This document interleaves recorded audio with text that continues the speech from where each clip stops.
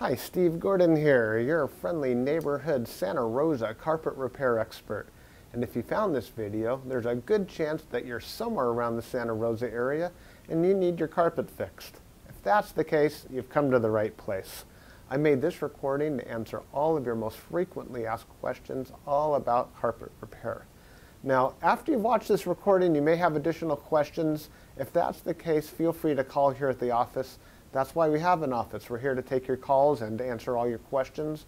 At that point, we would just be flat out honored to come out and fix your carpet for you. As crazy as that might seem, that's what we're about here, fixing your carpet. So I look forward to hearing from you real soon, and until I do, enjoy the recording. Here you go. Hi, Steve Gordon here, your friendly neighborhood carpet repair guy. And I promise you one thing, and that is I'm absolutely not an actor. So if you're looking for an actor to talk about carpet repair, you've come to the wrong place.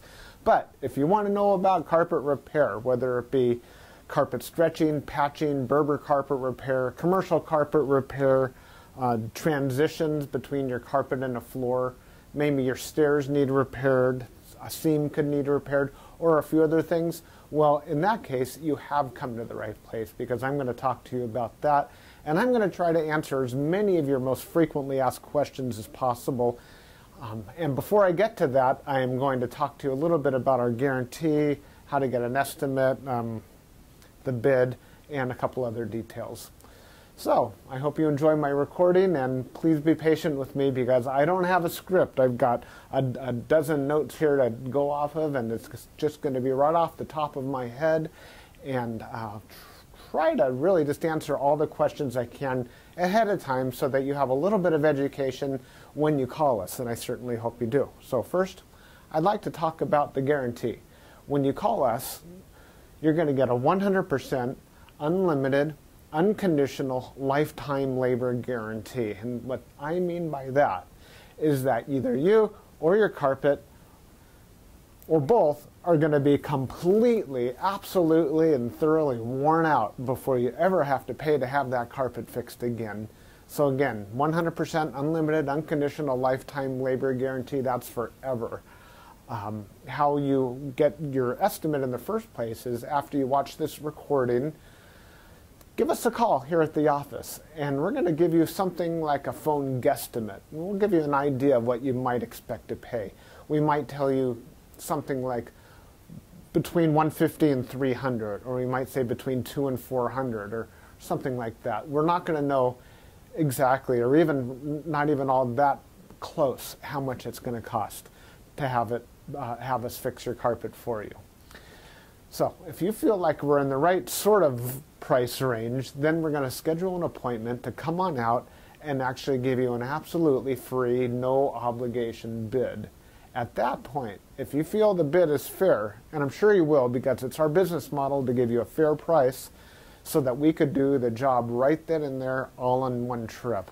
We would really love to just do it in one trip. Now, I understand that sometimes you need to get a bid on one trip and then come back at a different time, have us come back at a different time to actually do the work. But by and large, it's normally best to just get it all done all in one trip, and that's how we'll give you the best price as well. After all, driving out to your place once is going to be less expensive for both of us than it would be to drive out to your place 2 or more times. Now, another thing about the absolutely free, no obligation bid is at that point we're going to actually have an opportunity to see the work. We're going to see exactly what needs to be done because you see, when you call us on the phone, even though you think you've explained the situation thoroughly, it's very likely that either myself or one of my assistants here that helps me answer the phone won't really understand exactly what we're dealing with until we actually see it. And so that's why we really do want to come out and give you a bid in person. And by the way, if you don't like the bid, if you don't think it's fair, we're going to walk away absolutely empty-handed, and that makes us sad. So sad, because we want to be out there, we want to fix your problem, and put a check in our pocket and go off to the next one. After all, this is what we do for a living. This is how we feed our families. Speaking about money, please don't pay cash. We would really prefer that you pay with a check made out to Creative Carpet Repair, or use a credit card. You can call in the office with a credit card. So cash, it's against the agreement I've made with all my contractors. Now, if you work with me directly, if I'm the actual contractor that shows up to your house and you want to pay me cash, I'm happy to take it. But for any other contractor throughout my entire company, please don't pay cash. Now, I want to talk a little bit about the carpet repairs. I've got a little bit of housekeeping out of the way. Let's talk about carpet stretching. Most people wonder why their carpet is all rippled up. So if you look out at your carpet and you see more waves than the ocean, or it's more rippled up than you can believe, and there's peaks and valleys in your carpet and you're getting seasick just looking at it, or if it's a trip hazard, there's a real good chance that your carpet was never stretched in tight enough to begin with. You see, whoever stretched your carpet the first time around more than likely didn't use a power stretcher. Now what a power stretcher is a pole that it butts up against one wall on one side of the room, and this pole runs all the way across the room to a head that's on the other side. And when we push down on this handle, the carpet gets stretched, and it gets stretched so tight that we have no doubt at all that we're going to be able to live up to that unlimited, unconditional lifetime waiver guarantee. That carpet will never ripple up again. You have my absolute word of honor on that. And if I'm wrong, we'll do it again for no charge at all. When we stretch carpet in a room, it's always best to have the room completely empty. We can empty the furniture out of the room for you if that's what you need, but more often than not, the customer will want to get as much as possible out of the way. Now, don't strain yourself. Don't go moving a giant king-size bed or a dresser that weighs, more than 10 elephants. That's not cool. We have special tools. We have these sliders that we can put underneath the legs of the furniture. So even if your dresser weighs a couple hundred pounds and it's harder than heck to move, we get those sliders underneath there and we can move that stuff around if that's what we need to do. So don't strain yourself moving the furniture. Also, if you have a king-size bed and it's just completely unreasonable for whatever reason to move that bed, quite often we could stretch the carpet in that room without moving the bed. It's a lot more work. Those poles that I spoke about, they go actually underneath the bed, so we stretch the carpet right underneath the bed to the other wall. And it's a lot harder. It takes us a lot more time and effort, but it can be done. So that's a little bit about carpet stretching. We use a power stretcher. We don't just kick it in with our little Susie Homemaker little knee kicker, and it leaves a little bit of extra carpet at the end. We cut off that excess, and you'll see how much carpet we cut off when we're done. We throw it in a bag, and we tuck in the carpet along the edge, and boy, life is good. It looks so much better. One thing that you might be aware of when we finish, though, is if you had large ripples, the carpet could be soiled along the top ridge of those ripples more than at the valleys, and that makes sense. Where you're walking, that's where it's going to get more dirt. So after you stretch the carpet is a real good time to have the carpet cleaned. Also, the carpet's out of the room, and the furniture is out of the room, and it's just a great time to clean the carpet. It looks a lot better at that point. Mind you, like I said, this is unscripted, so I'm just going to talk to you about carpet repair. Now let's talk about Berber carpet repair for a minute. Berber carpet repair has rows. Well, Berber carpet has rows. And actually the word Berber carpet, or the name Berber, it isn't exactly accurate. Berber carpet actually comes from a place out in the Middle East, country or countryside, where the area is called Berber, the Berber people or something like that. Anyhow, it's a very expensive rug, Berber rug. That's the actual meaning of the word Berber rug. The Berber carpets that we find today are very similar. There's loops and there's rows, and if you pull on one of those loops, or rows becomes unglued somehow, it could make a run, what we call a Berber run. So when you pull on that thread, it's like it's unzipping right in front of you. It's like, oh my gosh, what has happened? I've got this zipper run going all the way across the room. Now your higher end Berber carpet, that doesn't likely happen. It almost never does. But the lower end, middle of the road and lower end Berber carpet runs all the time. So when we fix a Berber carpet, what we're going to want to do is take out the bad area and patch a new piece in there. Sometimes we could actually weave a little bit of some new loops right into the place where that carpet has come unfurled. But more than likely, we're going to want to put in a Berber patch in that area. One reason that Berber comes apart at the seams is because the carpet was never sealed at the seams well enough to begin with. Your carpet installer that originally installed that carpet was supposed to use a latex sealer or even a glue gun or something to seal the edges of the carpet.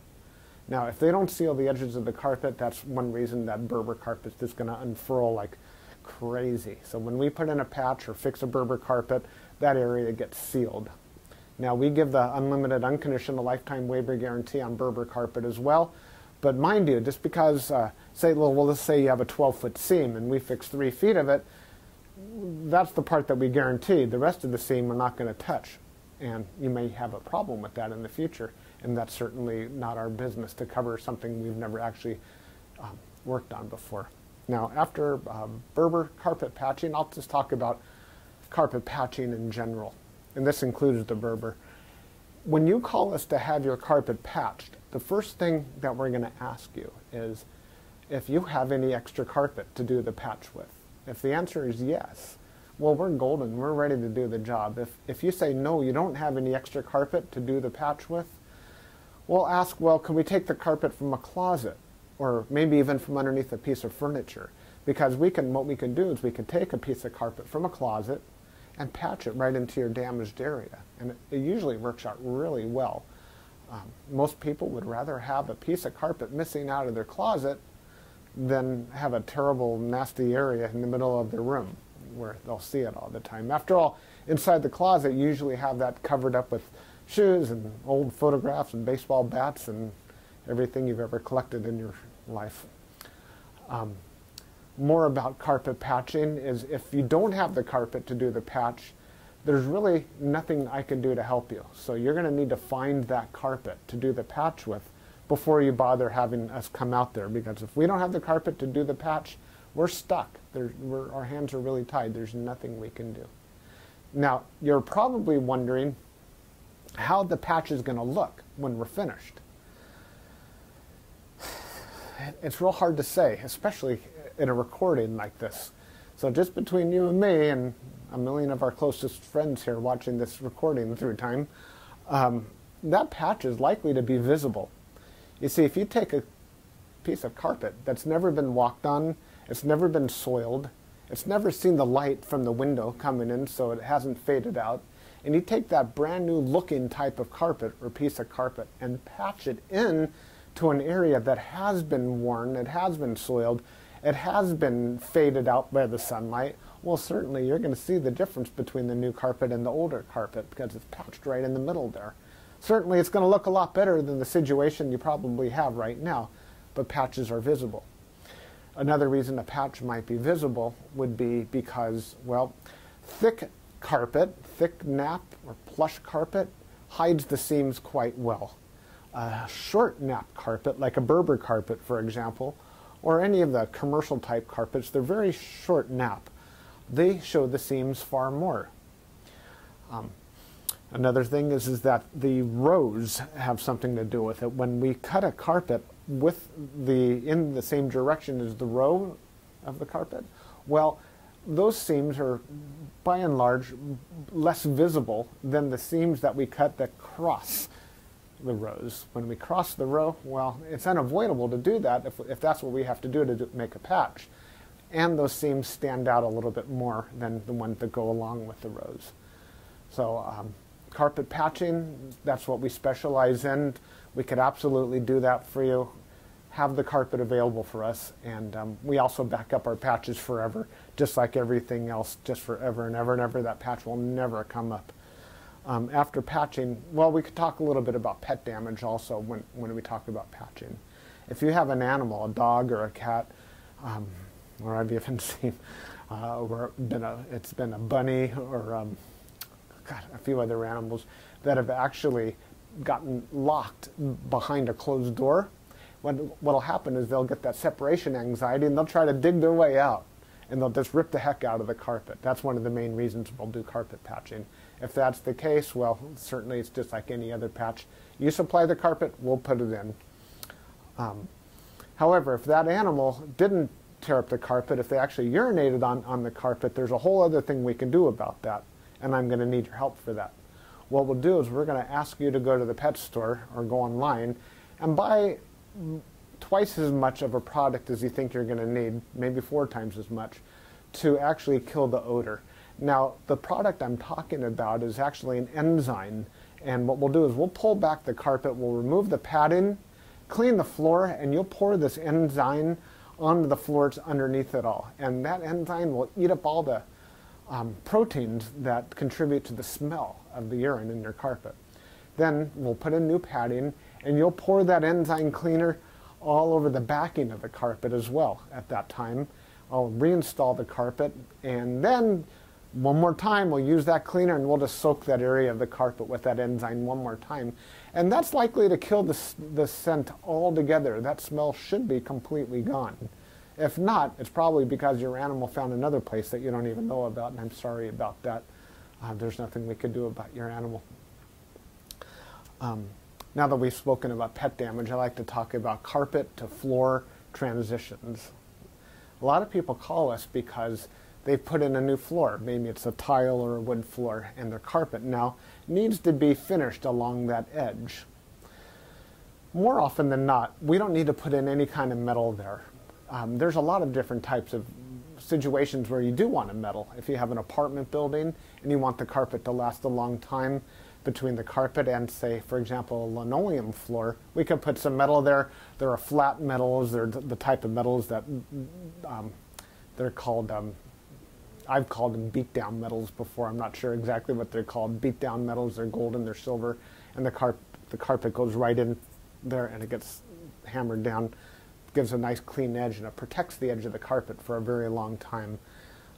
But if you're like most homeowners, that's not why you're calling us for a transition. You're calling for the transition because you just put in a nice marble or travertine floor, or maybe a wood floor. And so what we'll do with that is we're going to pull back the carpet and put in a new tack strip right up alongside that floor.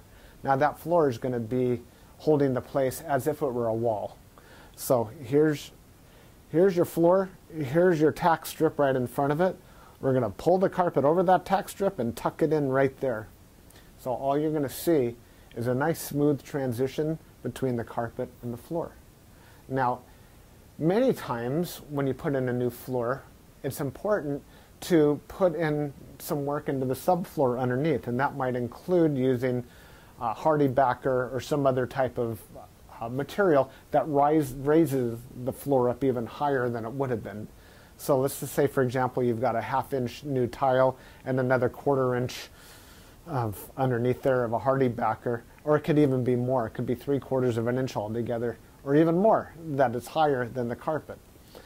That's extreme. It's usually not that high, but let's just say it is. If we just bring the carpet up and end it right there, well, you're going to stub your toe against that thing. You're going to be cursing to holy high heaven every time you do that. It's just not fun at all. Trust me, it's not. You'll understand if you ever do that. What we're going to want to do in that case is one of 2 different solutions. We're going to do 1 or 2 solutions. One is we can pull back the carpet quite far and use a product like a Fix-All, which is a very fine cement type product. And we're going to feather in a nice ramped area, so we raise the level of the floor slowly up to meet it. What's great about that is the floor and the carpet will be at the same level, then you won't stub your toe. What's not so great about that is when you're walking up that little ramped area, well, you feel like you're walking uphill. There's really no way around that I know of outside of pulling out all your carpet and floating a whole new layer of concrete, self-leveling concrete on the entire concrete floor and underneath. That's a lot of work. It's possible that would be the perfect way to do it if I were working on a $10 million home in Beverly Hills, that's probably what I would be doing. I would be raising the entire floor to be level with, so the carpet could be level with the floor. But here in the real world, what we'll normally do is rise it up with some Fix-All, or we could do it even easier. We could use shingles, cedar shingles. Cedar shingles are about that long, and that makes a nice little ramp up. And it normally works just beautifully. It's quick, it's easy, we can get it all done in one trip. So we're going to raise the level of the carpet right up to the level of the floor, and you're just going to be happy as can be about that. Some transitions are round, curved. Other transitions could be squared. There's 100 types of transitions out there. And if you look on the internet under carpet to floor transitions, you're going to see a lot of examples. Perhaps even on my website, you can see some other examples. And so when you call us, you can explain what you're dealing with, and that would help us with the program here. Stairs. So, do you have a problem with the carpet on your stairs? I did a job like this just today, where the cat had actually torn away the corners of almost every stair all the way up the stairway. The lady was not happy about this. My solution to this was that, well, first of all, I asked her, do you have any extra carpet? And the answer was yes. You can take the carpet out of a closet. And I told her, well, you're going to have carpet missing out of a closet. And she said, well, that's fine. You can put this carpet in the closet. So she had something that didn't match at all. And she didn't mind because, well, she just didn't care that the carpet in the closet didn't match halfway through. So I took the carpet out of the closet, and the first thing I did is I completely replaced the first two stairs, because after all, the first stair or two wears out faster than everything else anyhow, and those first two stairs were pretty trashed. Instead of just fixing the little corners, just replace the entire stair if you can. It'll make a world of difference to have something new there. With all the rest of the stairs, I just did these little bitty patches all the way up one side and all the way down the other, and it was just beautiful. I think it gave her probably another 10 years of life to her carpet to fix those stairs. Another thing you could do with stairs, what some of my customers have done, and I love this idea, is replace the entire stairway by, well, let me back up a little bit. Let's just say you have a 3 or 4 bedroom house, and it's the same carpet throughout the entire house, and your stairway is pretty much in the middle of it all. And if you replace the carpet on your stairs, well, it's going to be a slightly different color than the rest of your carpet, and that's going to look low class, and we don't like that, do we? No, we don't. What I would suggest in that case is that we take the smallest room in the house, maybe a small bedroom or nursery, and pull the carpet out completely from the smallest room in the house and buy new carpet for that room. Then we have maybe a 12 by 12 piece of carpet, and we can replace the entire stairway with that carpet. That way it matches the entire rest of the house except for that one room. That'll easily save you $4,000, $5,000, $6,000, $7,000 right there. And it's a lot less work too.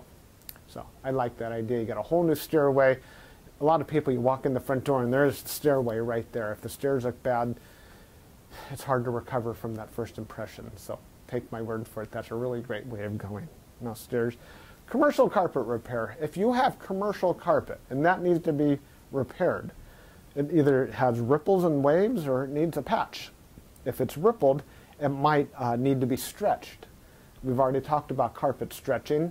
On the other hand, it might have a different issue. It could be your commercial carpet was glued down to concrete to begin with.